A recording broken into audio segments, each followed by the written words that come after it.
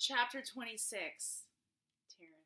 Terrence was a good athlete, but a bad sport. Rondi and Allison were playing two-square with a red ball. Can I play? Asked Terrence. No. Allison replied. You have to let me play. Terrence said.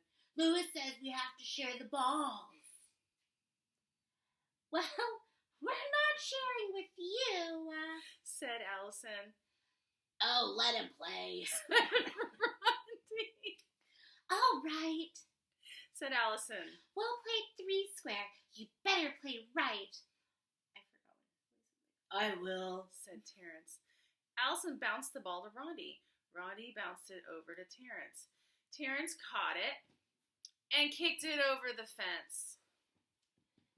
You have to go get it, said Allison. Be quiet, Dixie Cup, Terrence answered. Rondi ran and told Lewis. DJ and Damien were playing basketball. Uh-oh, here comes Terrence, said Damien. Sorry. Hey, let me play, said Terrence. Aw, get lost, Terrence, said Damien. You have to share the balls. Lewis says so, said Terrence. Okay, but just throw it in the basket. Don't kick it, said Damien. I won't, said Terrence. First, Damien took a shot. It bounced off the backboard and through the hoop. Next, DJ took a shot. He threw it underhand, way up in the air. It came down through the hoop without touching the rim. Then Terrence took a shot. He kicked it over the fence. Oh, man, said Damien.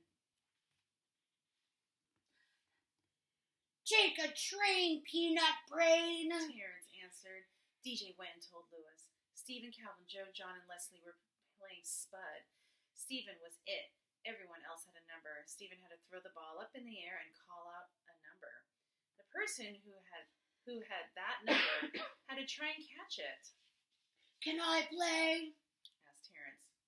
No, said Calvin. You'll just kick the ball over the fence. No, said Joe.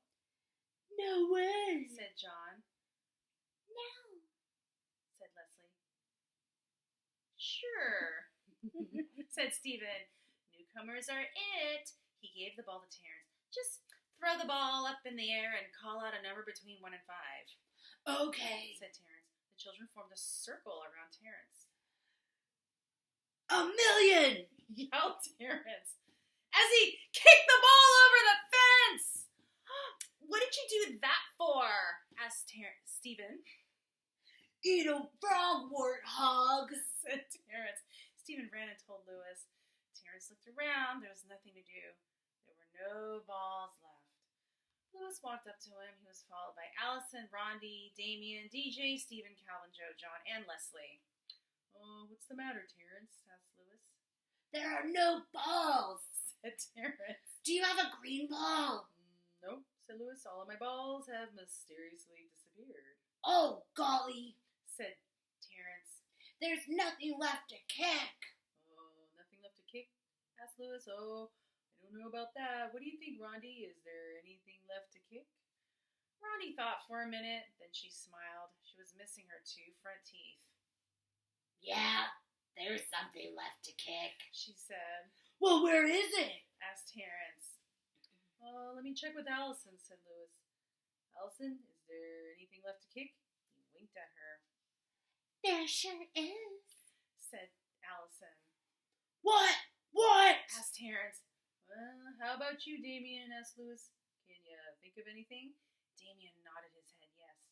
Well, what is it? asked Terrence. He couldn't wait. DJ, we got anything around here to kick? asked Lewis. DJ smiled.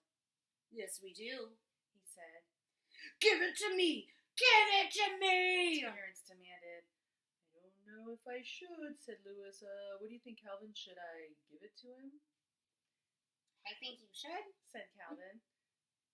You heard, Calvin, said Terrence. Give it to me! Not so fast, said Lewis. Leslie, should I give it to him? Oh, yes, I think he deserves it, said Leslie. Give it to me! Give it to me! Terrence repeated. Do you also think he deserves it, Joe? asked Lewis. Yeah, I think so, said Joe. What about you, John? Asked Louis. Definitely give it to him, John answered. Come on, Said Terrence. Recess is almost over.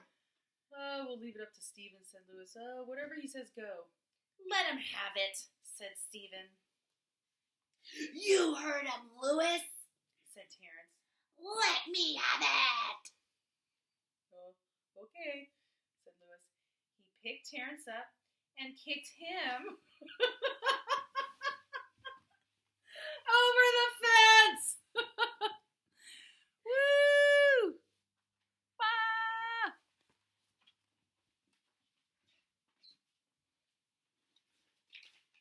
Chapter 27. Joy. Joy had forgotten her lunch at home. It was lunchtime. She was hungry. She didn't have a meal ticket. If she had had a meal ticket, she could have had a lunch from Miss Mush, the lunch teacher. She'd have to be terribly hungry to eat a lunch made by Miss Mush. Even an empty brown paper sack would taste better. But that's how hungry Joy was. Damien hadn't forgotten his lunch. He had brought a lovely turkey sandwich, a big piece of chocolate cake, and a crisp red apple. All he needed was a glass of milk. He could get that from Miss Mush. Miss Mush didn't know how to ruin milk. Damien left his lunch on his desk and went to the end of the milk line. Joy didn't waste any time. She reached into Damien's sack and took out the apple. But then she spotted the turkey sandwich. She put back the apple, took the sandwich, and noticed the chocolate cake. She put back the sandwich and took the cake. But then Joy had second thoughts. She put back the cake, then she grabbed Damien's whole lunch. First she ate the sandwich. It was in a baggie. When she finished the sandwich, she placed the baggie on Jason's desk. Next, she ate the chocolate cake. It was wrapped in wax paper. She put the wax paper on Allison's desk. She ate the apple last. She placed the apple core on Dee Dee's desk. Then she put the empty sack on Calvin's desk. Damien returned with his glass of milk. Mrs. Jules, my lunch is gone, he called. I wonder where it could be. Calvin took it, said Joy. There's the empty sack on his desk. Good work, Joy, said Mrs. Jules. Calvin, I'm ashamed of you. She wrote Calvin's name on the blackboard under the word discipline. Look, that baggie from Damien's turkey sandwich is on Jason's desk, Joy called. Very good, Joy, said Mrs. Jules. But how did you know that Damien had a turkey sandwich? I'm just smart, said Joy. Mrs. Jules wrote Jason's name on the blackboard under Calvin's. And there's the wax paper from the delicious chocolate cake on Allison's desk, Joy announced. Joy had chocolate all around her lips. Allison stood firm. She looked into Mrs. Jules's eyes. I didn't eat his cake, she said. The evidence is there on your desk, said Mrs. Jules. Joy spotted it. She wrote Allison's name under Jason's. Damien's apple core is on Dee Dee's desk, said Joy. Very good, Joy, said Mrs. Jules. She wrote Dee Dee's name under Allison's. Damien, I think you ought to thank Joy, said Mrs. Jules. She solved the mystery. Thank you, Joy, said Damien. Just then, Louis, the art teacher, walked in. Oh, I have your lunch, Joy, he said. Your mother brought it. You left it at home. You mean you didn't have a lunch? Asked Mrs. Jules. You must be very hungry. No, said Joy.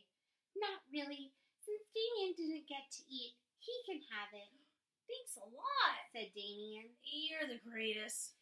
He ate Joy's lunch, an old bologna sandwich, and a dried-up carrot. Joy, for being such a good detective, and for being so generous with your lunch, you may help yourself to a Tootsie Roll Pop, said Mrs. Jules. They're in the coffee can on top of my desk.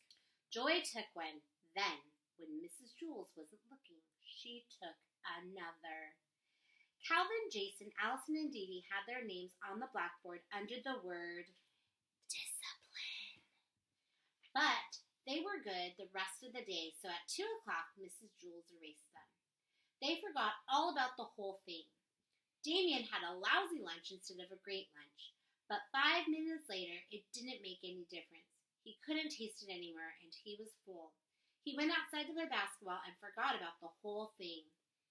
Joy had a great lunch and 2 Tootsie Roll Pops, but 5 minutes later, it didn't make any difference. She couldn't taste it anymore, and she was full. And at dinner time, she was hungry just the same. But a horrible thing happened.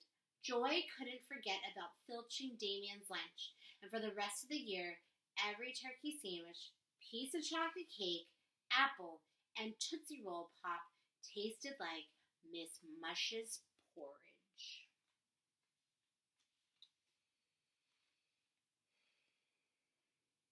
And there's Joy chowing down. The next one's going to be the end.